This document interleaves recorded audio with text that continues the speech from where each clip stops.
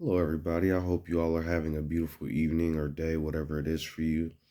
I just wanted to take a little bit of time to talk about some of these wars that's going on and show some of the comparisons and to strengthen some of my arguments from the past to talk about the institution of these European countries and a lot of these violent religious countries and show you guys how things differ between demographics. You know, as you all can remember, Ukraine has been at war with Russia for a while now. And before that, I believe Taiwan and China were having some skirmishes in terms of democracy and different things like that. And so I just wanted to bring up a point real quick before we even go further. Um, Israel is not a democratic state.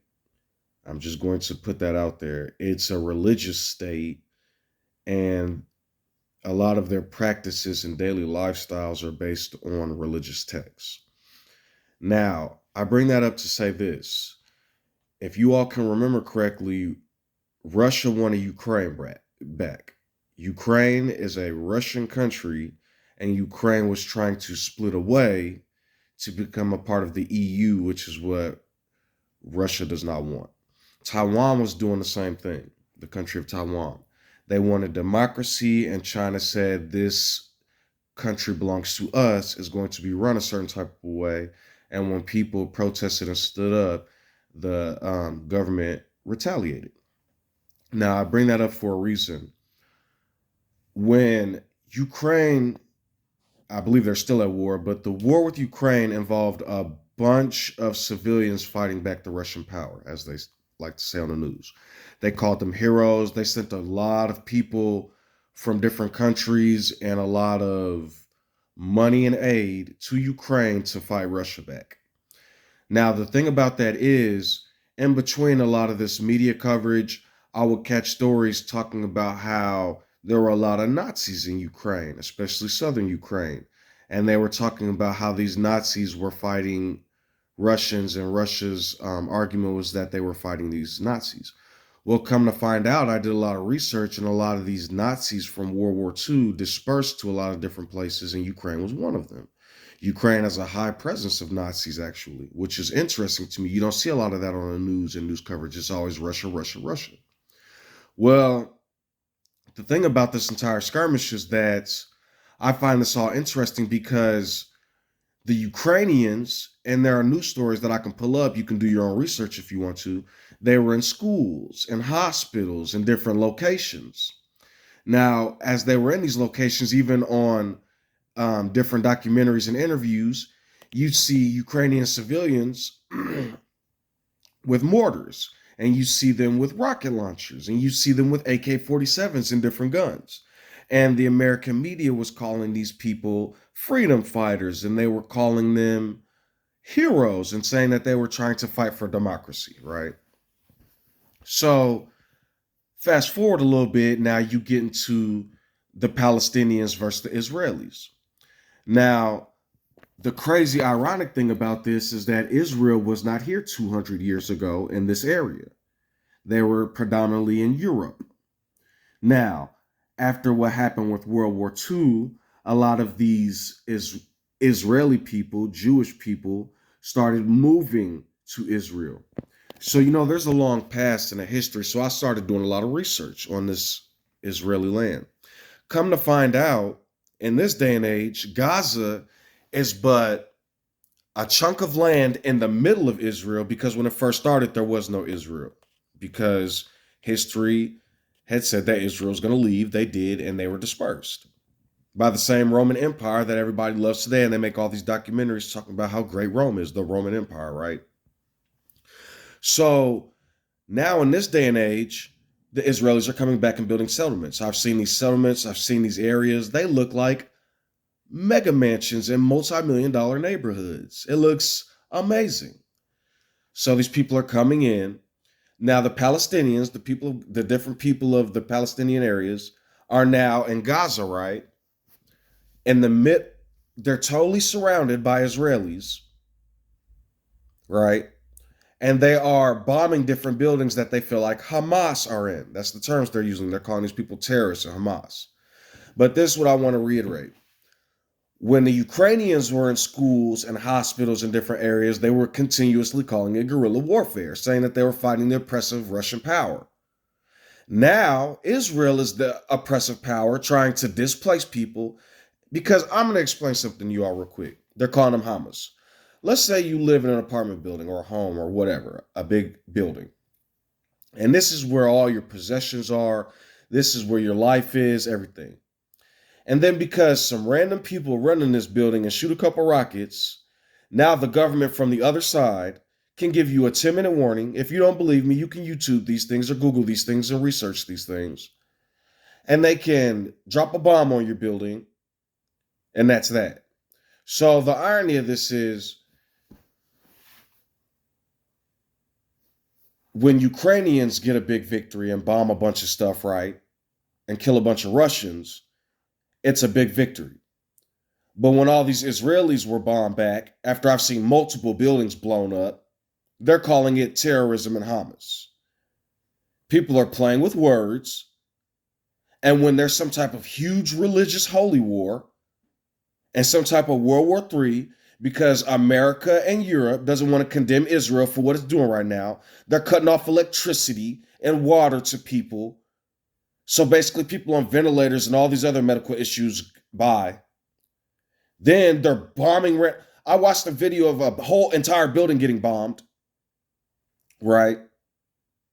And then all these people on the street screaming. But when I see Hamas shooting missiles at Israel, they have all these iron domes, all this technology, and they're prepared and have all this aid and money. From where? Right? It's insane.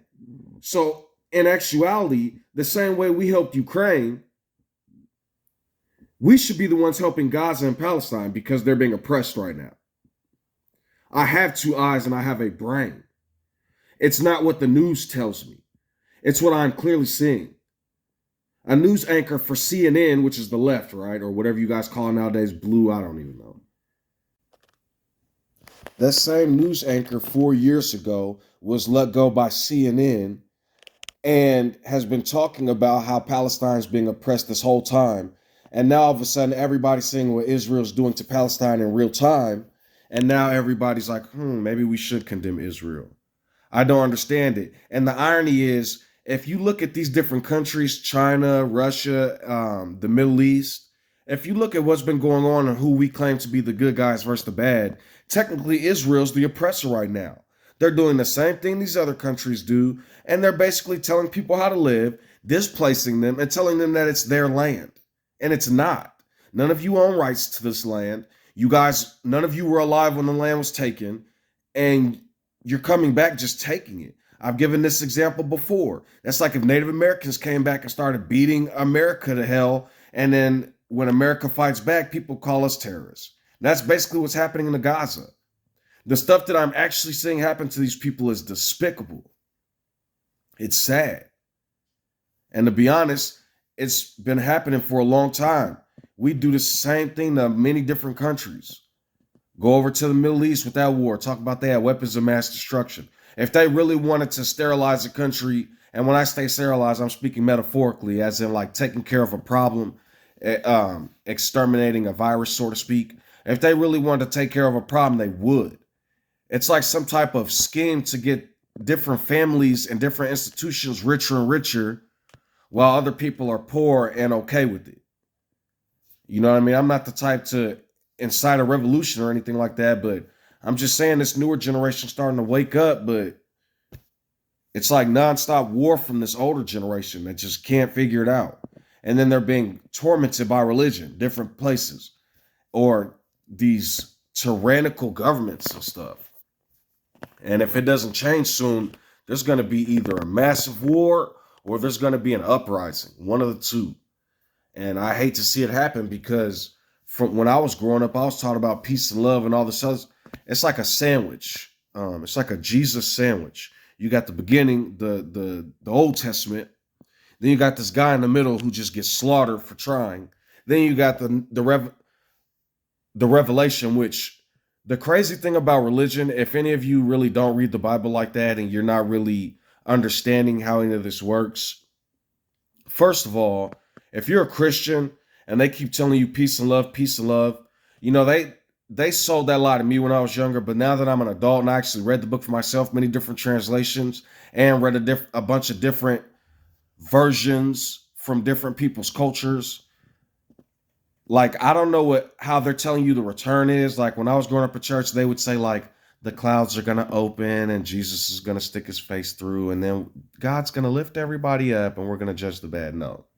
If you actually read the return, how it's written in the Revelation and how it's even supposed to happen, and the irony even further is the supposed Jesus never said how he was going to return, when it's going to happen, or nothing like that. He just said he's going to return.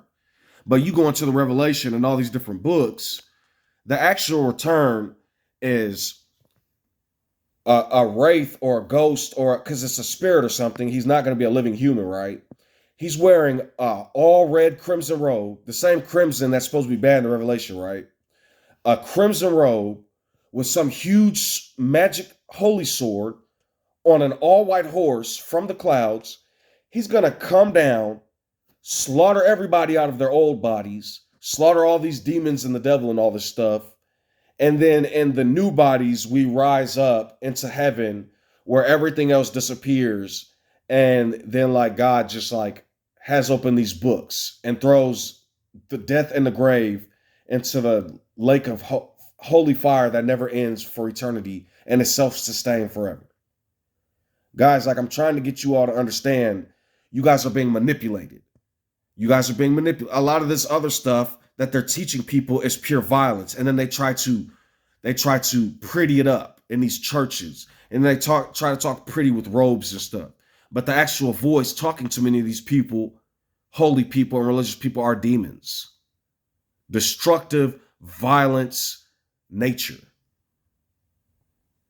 You know what I mean? I'm starting to get sickened by the scientific community. At first, you needed the scientific method, a hypothesis. First, you needed a theory, then a hypothesis, and all this other stuff. Steps. It's like 5 steps, 6 steps in the scientific method. But nowadays, it's scientists discover 50,000 million universes and 400 billion suns, and the Big Bang might have not have happened.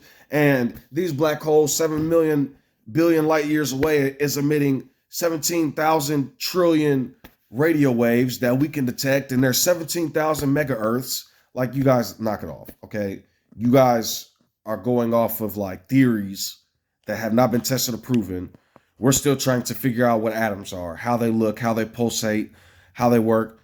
Quick theory, out of everything else I spoke on, this is just a hypothesis. I'm not saying this exists or how it works. If you actually pay attention to the nature of atoms or particles, what a proton is a proton, and neutrons are a little different. Protons are what we would call a charged particle, and a neutron is ground state. So if you really pay attention to that, or a neutron is neutral. So a neutron will be a 0 and a proton will be a 1. You have a bunch of different 1s and 0s connected to each other. I'm putting math into this right now, into an element, right? Or a compound or whatever it is. So if you really pay attention to that, the type of charge that element has is based on the type of nucleus it has, number of protons and neutrons. Well, the thing is, if you pay attention to that in terms of computer science and computer code, that's how basically programs work.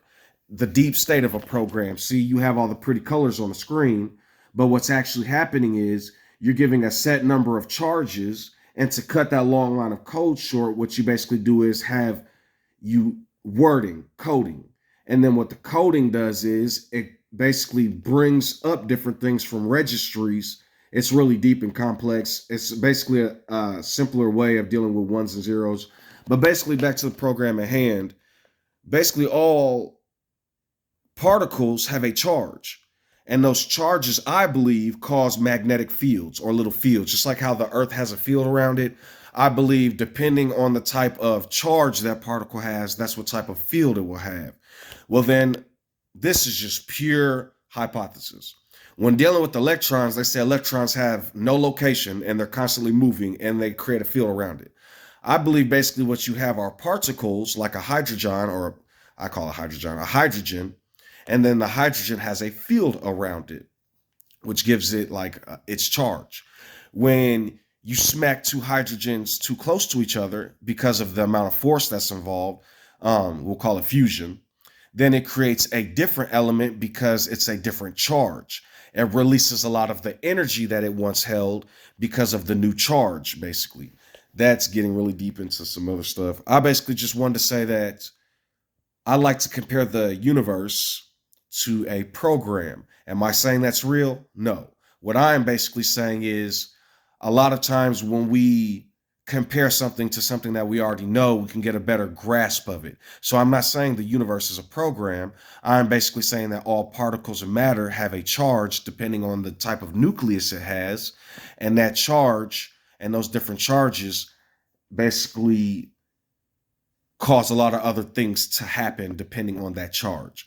And so we look at like this lighter, the actual lighter itself, we call a solid, but then the gases it release, whether this gas or this plasma, are more of a fluid state, a liquid, not a liquid state, but more of a free state. It's free moving. And so I said all that to say this. Are you basically a solid or are you a liquid or are you a gas in terms of free thinking, religion, and critical thinking? You know what I mean? There's a lot of different types of matter in the world. And so, with all these different types of matter, with all these different types of personalities, people, humans, you're going to get different results. All I can ask is that we try to understand each other, come together, and learn.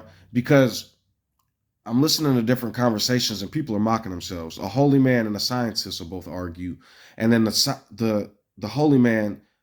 I was reading comments, and the holy man was like, "How do you get something from nothing? It doesn't make sense. You can't create nothingness from something." And then you go into the Bible, and it says, "From His word, the nothingness, all this came to be." Like you both sound the same, whether it's the Big Bang or I spoke and then this appeared. Something's appearing out of nothing.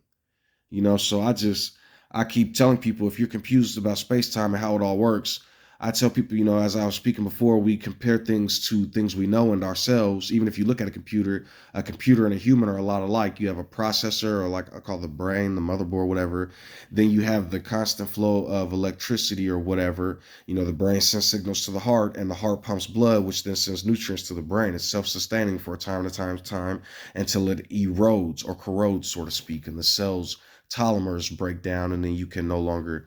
Interesting fact, if we had infinite polymers, that is actually what cancer is, when cells multiply too much and they go into infinity. That's where masses come from. But anyways, the point is,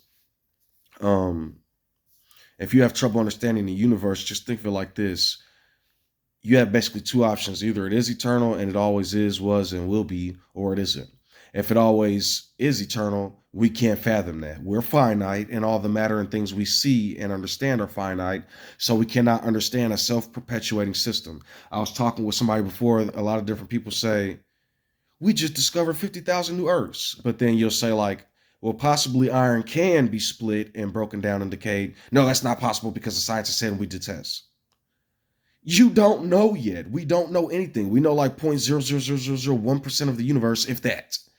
And we can only really even explore our backyard because, to be honest with you, everybody keeps saying we're in a black hole. Like, honestly, that's true, but it's not. Because the Milky Way, almost all galaxies are black holes. What's happening is you're seeing a bunch of plasma and matter and stuff spin around a supermassive black hole. And that's why it's got like its spin or whatever, because the black hole is rotating and spinning at ungodly speeds. Anyways, that's where the spin from the Milky Way comes from. It's spinning. And all that different light and different energy and gases and clouds you see, that's plasma and stuff, and different particles moving at super fast speeds. Well, the sun, just like how the Earth has an atmosphere, the sun has a hydrogen wall. It has a couple of them. And that's what keeps all the plasma from smacking into Earth and all the other entities within the solar system that we have. So we really can't even getting past. I think we've got a couple of satellites past the hydrogen wall now at this point. But us getting past the hydrogen wall, not only does it take a very long time, but you're looking at basically possible death once we break the hydrogen wall. And so, we have to just learn more about space and more about. I read a article talking about how they had twins, and one of the twins stayed on Earth, and another one went to space for 2 years. And the twin that went to space, I didn't know this about space travel, but it makes sense with the lack of gravity. Basically, like how if we turn upside down and sit on our heads, we get lightheaded, and all the blood will rush to our heads.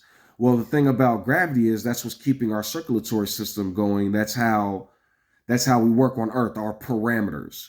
And that works into evolution too. People say all the time evolution isn't real. That doesn't. Your body and your cells change depending on your environment. Evolution is almost instantaneous. A lot of it we just don't notice or understand. And then if it's too noticeable, we call it a mutation. Um, Basically, the twin that stayed on Earth was healthy. I wouldn't say healthy, but in comparison to what we know in terms of human health, he was on average. He was going his life. Well, the twin that went to space, the problem is how blood circulates and goes up and down and different things like that. One of the problems was they couldn't regulate that, and so different. You can clot. The blood can get. You can have like head rushes because you can't regulate how the blood goes down because of gravity. Different things like that, and different health problems. Different cells do what's called it's a technical term, like with the lungs. What it does is there's actual wall there in our lungs. It's a physical entity. And so the air goes in and it fuses into the lungs because of the pressure. Like oxygen goes from high to low. And so what's happening is the air is fusing into the lungs, and then the carbon dioxide is diffusing and it's coming out of the lungs when the oxygen pushes in. It's a whole complex system. And that's why the cells are so complex, and there's so much complexity with the earth, with just life in itself. But we only understand about Earth so far. You go to different planets, and there may be other beings walking around that breathe in nitrogen or drink peroxide or something like that. I'm not, disclaimer, do not drink peroxide and do not breathe nitrogen. What I'm saying is the parameters for different life are different based on the environment that it lives on, its ecosystem. And so recently, not very recently, but a few years ago, I learned about extremophiles. Those are different things called tardigrades. They are basically life that can be frozen or suspended, and as soon as they get water again, they basically breathe off the nitrogen and the oxygen in the air, and then it's crazy how it all works. They basically can freeze.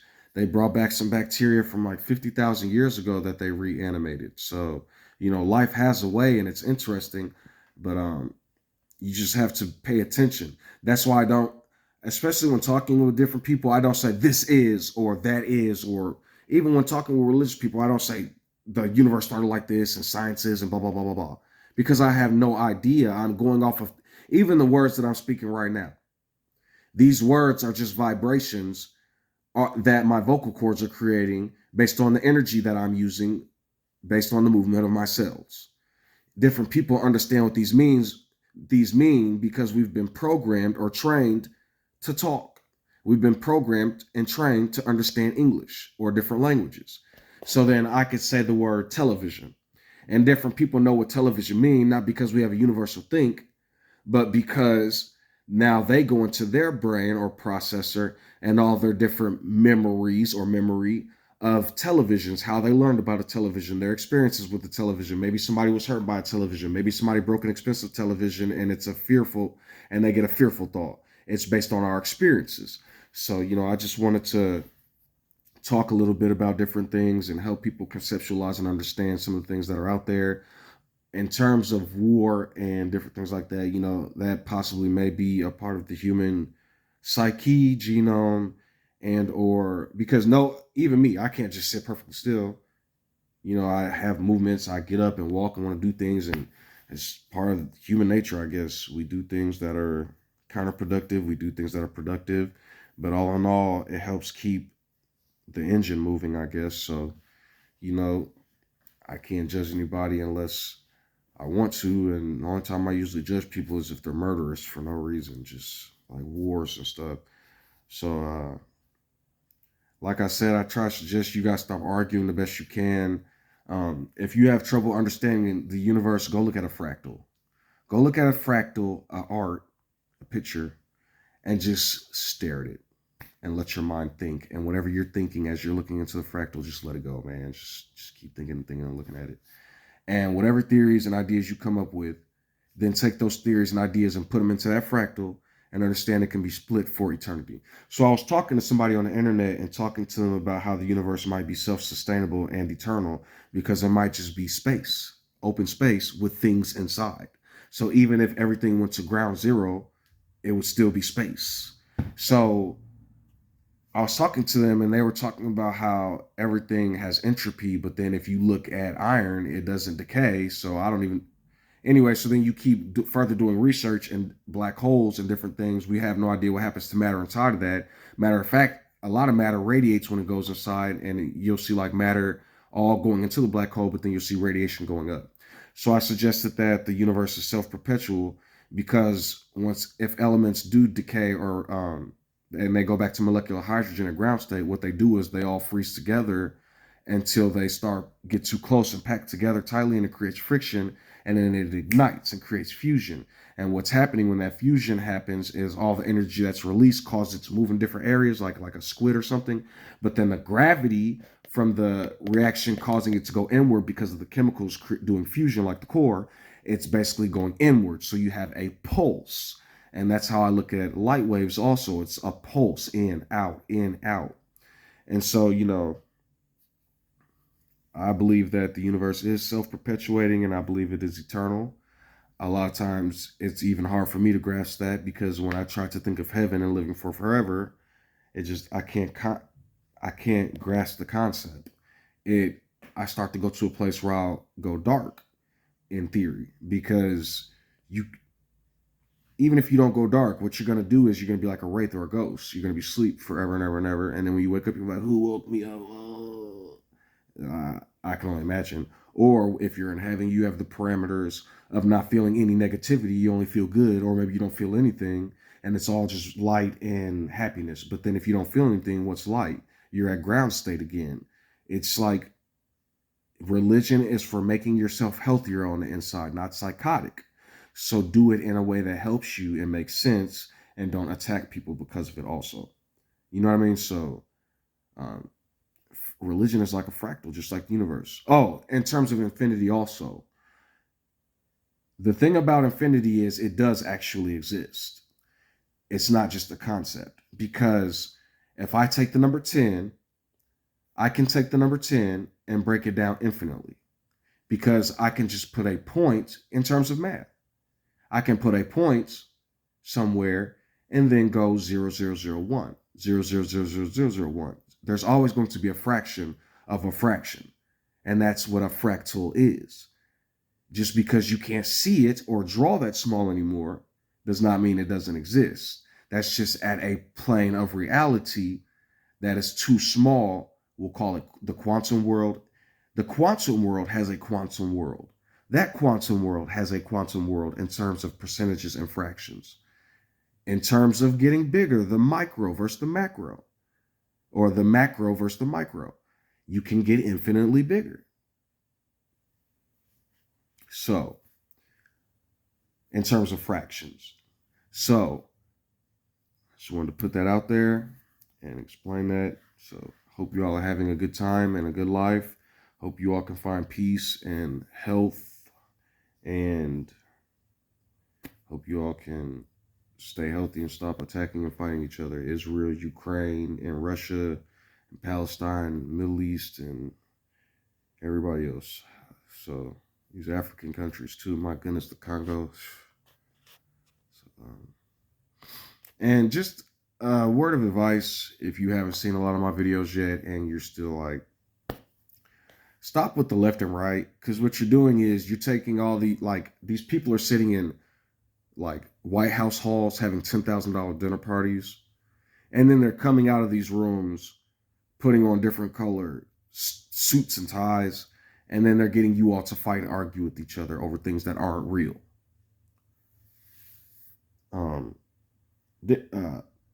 Mad earthers and flat earthers, I'll get into flat earth in a second. Mad earthers, nothing we do is going to destroy the earth.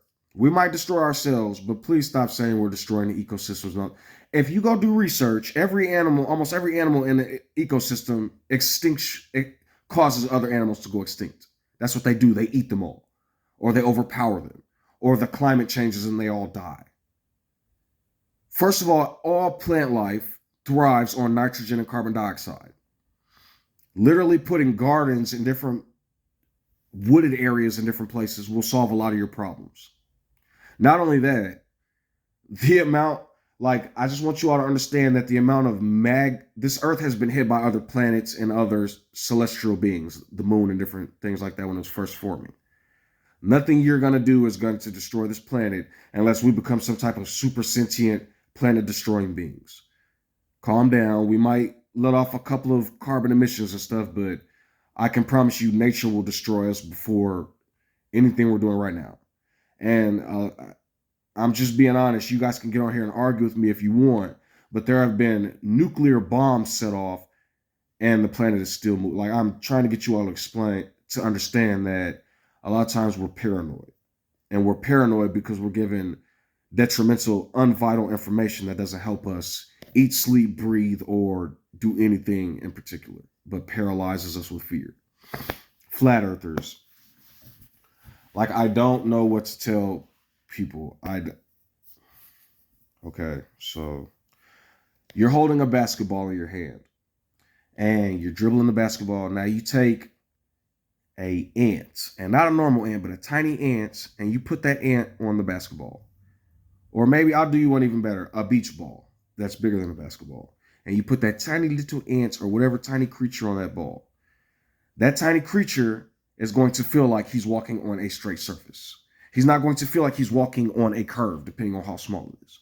Now, you take that tiny little ant and you magnify that ball by the time of 5,000. And now there's a huge ball in front of you with a tiny little ant on it. He's not going to think he's going in a curve. That's basically, you're a tiny creature on a huge, massive rock. You will never, ever, ever, ever, ever see to the other side of the rock. I don't care how strong your telescope is, because what you're doing is, when you look straight, what you're doing is eventually there's going to be a curve and you're just looking out into space. The reason you can't see buildings and other different things on the other side of whatever that you're thinking about is because your eyes aren't strong enough. Okay? And then there's a subtle curve that you can't notice. So basically, instead of you seeing other buildings that you think you're seeing inside of a telescope, you're actually looking into space eventually off of the horizon. So, scientists, until you actually understand and get proof that we are in a multiverse, please stop. And please stop with the entire, I loved Marvel when I was a kid. Now it's the multiverse. Please stop. It's so confusing. You all destroyed the Flash and Spider-Man, and I fear a lot of other stuff is coming. So please stop. Have a good day.